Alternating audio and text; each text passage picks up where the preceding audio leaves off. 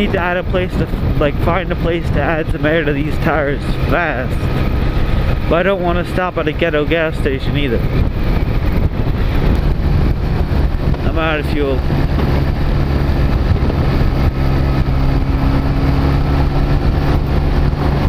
Yep.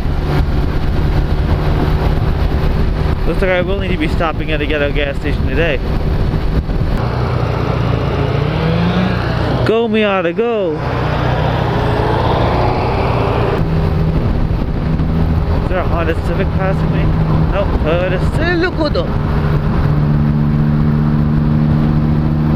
I'm gonna be gas at the next. Oh, there's the next gas station right there.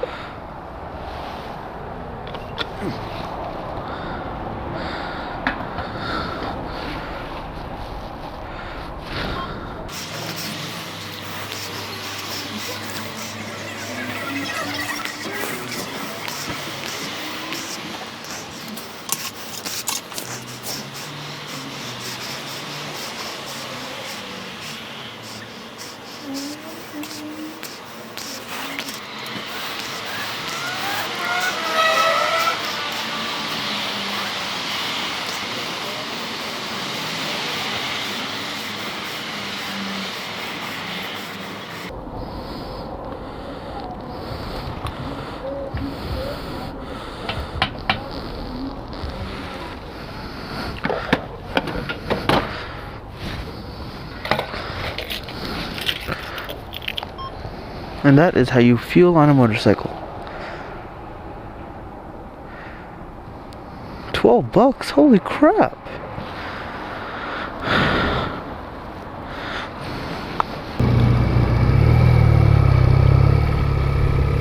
What the fuck kind of gas station is this? Damn, I know I'm in the fancy part of town, but damn.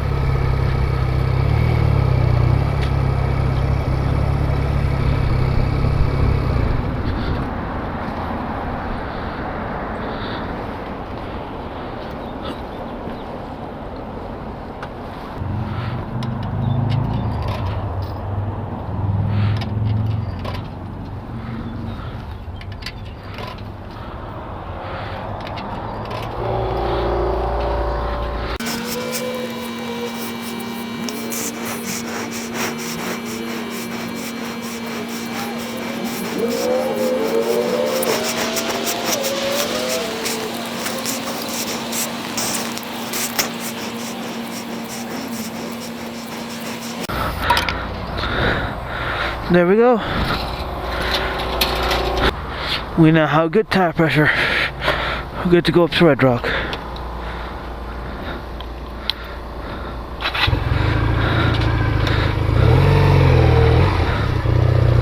Oh yeah, you can feel the difference now.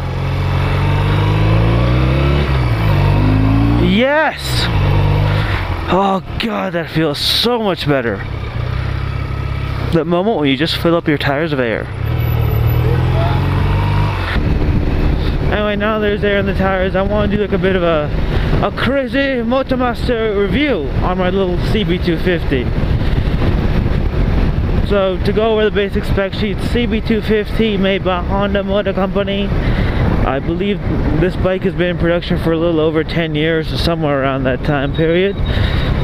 And a couple little things about this bike. It actually has the same engine as the Honda Rebel or the Honda CMX250. The 233cc air-cooled twin-cylinder engine. Now, the main question to know, well, this is a 250cc bike, and there is one quintessential 250cc bike that you're probably going to be comparing this bike to, and that bike is the Kawasaki Ninja 250, the quintessential 250cc motorcycle. Is this bike as good as a Ninja 250? I don't know, to be totally honest with you, because I've never ridden a Ninja 250. If somebody lives in the Las Vegas area and would like to help me rectify that atrocity, go for it.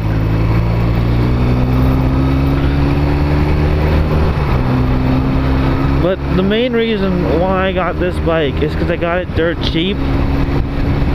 and it was at an auction, and it was cheap, so I bought it.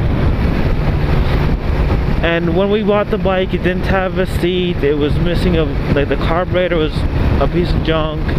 It didn't. We bought it. We thought it would fire right up, and it didn't. So we put the key in the ignition. Expected it. We started it. We pushed the button. It's like nope, nothing.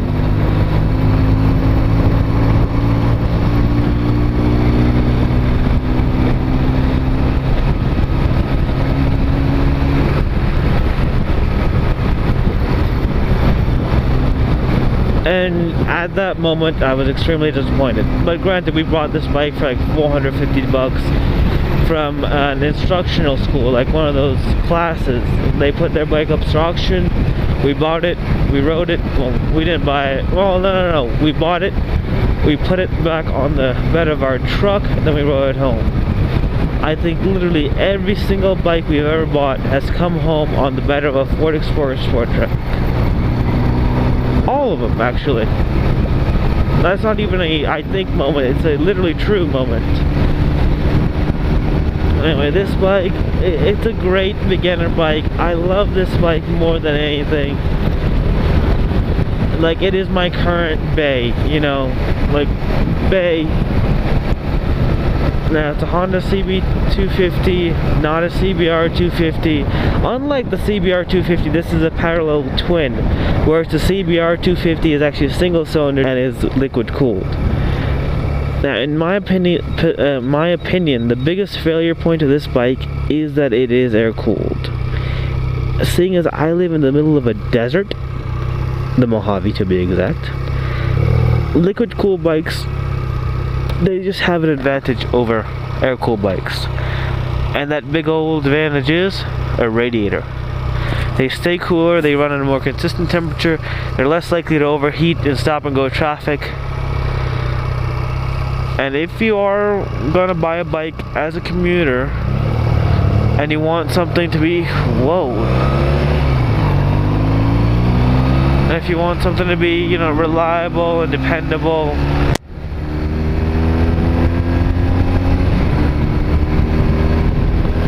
like, see how much I'm turning my wrist just to get a little bit of throttle out of this?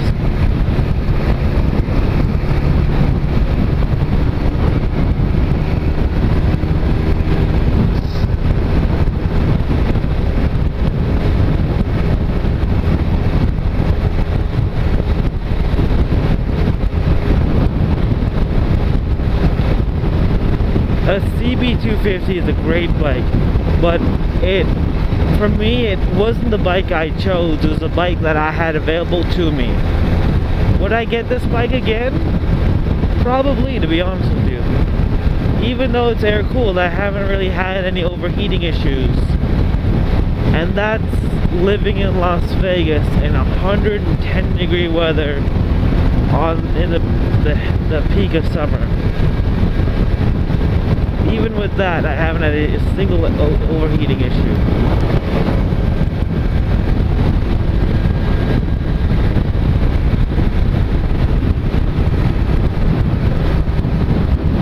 That moment when you leave the Las Vegas city and enter the great unknown, the uncharted territory known as Red Rock. Smack that, I'm on the flow, smack that, give me some more, smack that. Shit, how fast are these guys going?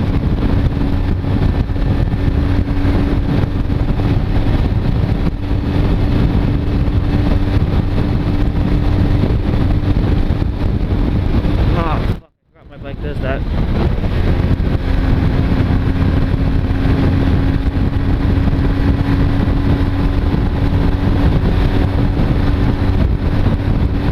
Again, the kickstand is falling down whenever I go past a certain amount of speed, and it is extremely annoying and dangerous. It's my worst hated trait of this bike, the fact that the kickstand falls down so easily.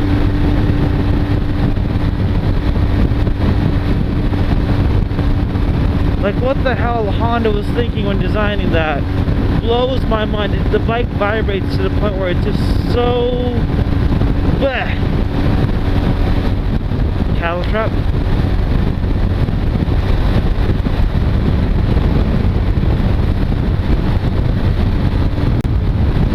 So I'm currently holding the kickstand with my left leg, which is supposed to be shifting, but it doesn't really matter, you know. But I'm holding the kickstand up. Oh my god, my thigh is turning crap.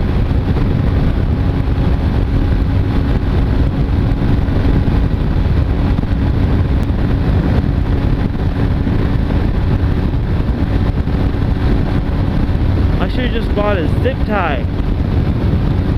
Granted, it's probably not Honda's fault. More than likely, it's been damaged in the course. Like, since it was an MSF training bike.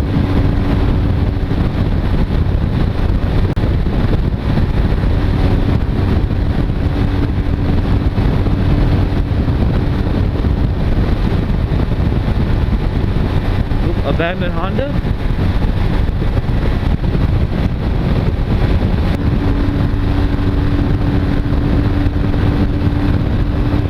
This bike actually is pretty good at about 55 miles an hour. Other than for the fact that the whole kickstand falls down and all that. That's terrible.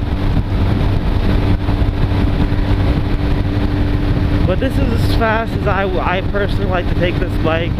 Because at about 60-70 you can tell that it's got no more to give. Even right now it's pretty up there because I'm such a fat guy. If you're over about 200 pounds, consider skipping over 250. Just go straight to like a 500 or something. Not like a 500 double R or like a CBR 600 double R. Like, I don't know, just something basic.